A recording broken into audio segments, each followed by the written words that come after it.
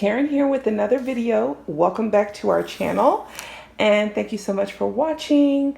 And today we are making a chickpea and potato curry, something really simple.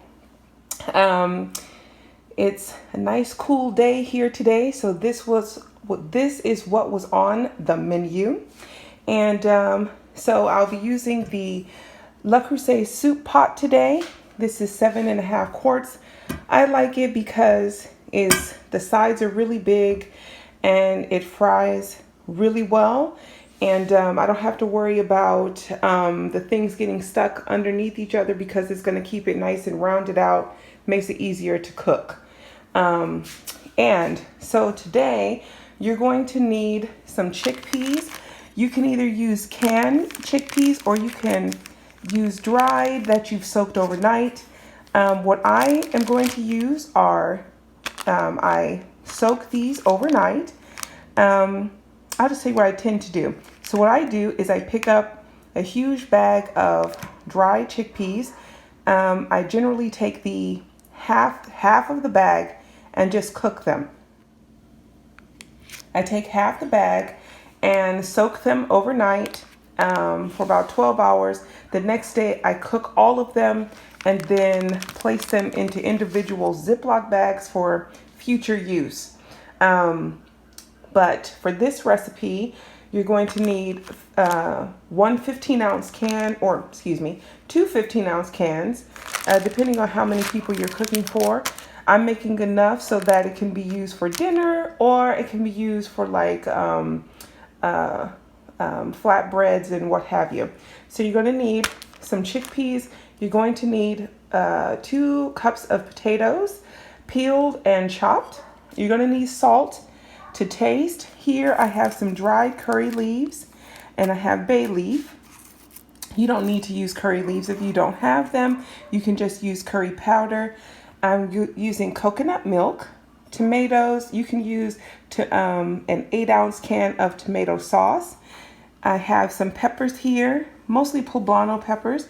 Garlic, I chopped up 6 cloves of garlic, 1 large onion, and probably about 3 tablespoons or 2 tablespoons of ginger. Here I have turmeric, black pepper, I think that's some curry powder and cumin. And here I have some garam masala that needs to be ground up, and I will be doing that first. So I finished grinding it all up.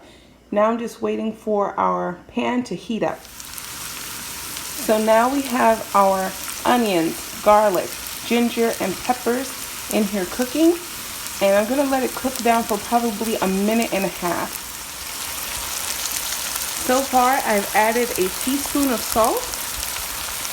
And now I'm going to add my bay leaf and curry leaves. The curry leaves are really fragrant.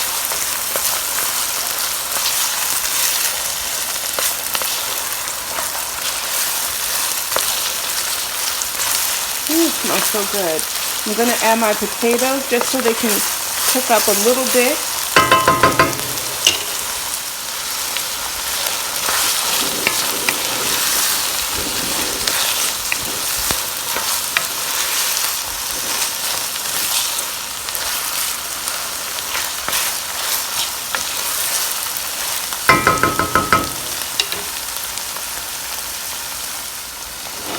Going to add the tomatoes next.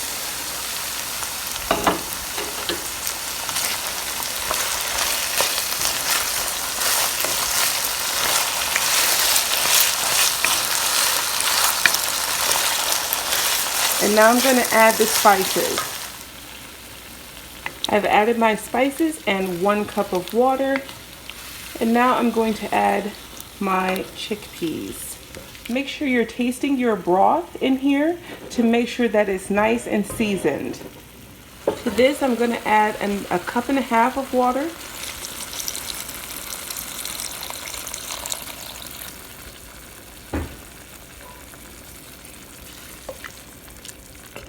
And I'm gonna let this cook down for probably about 10 minutes.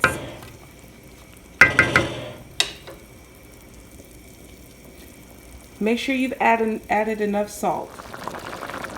So while it's cooking down, I'm gonna go ahead and add my coconut milk.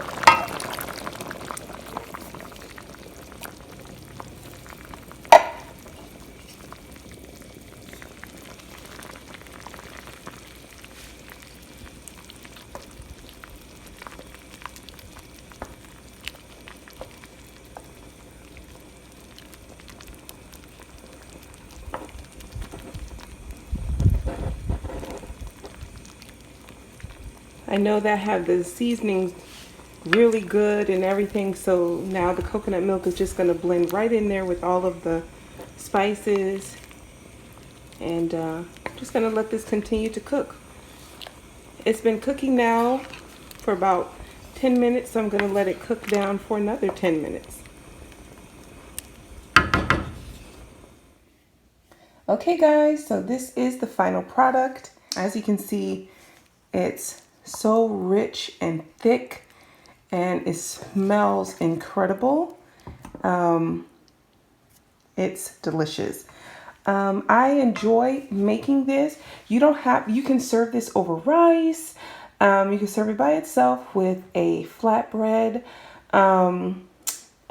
You can use it as a soup, well, curried soup, any way that you like.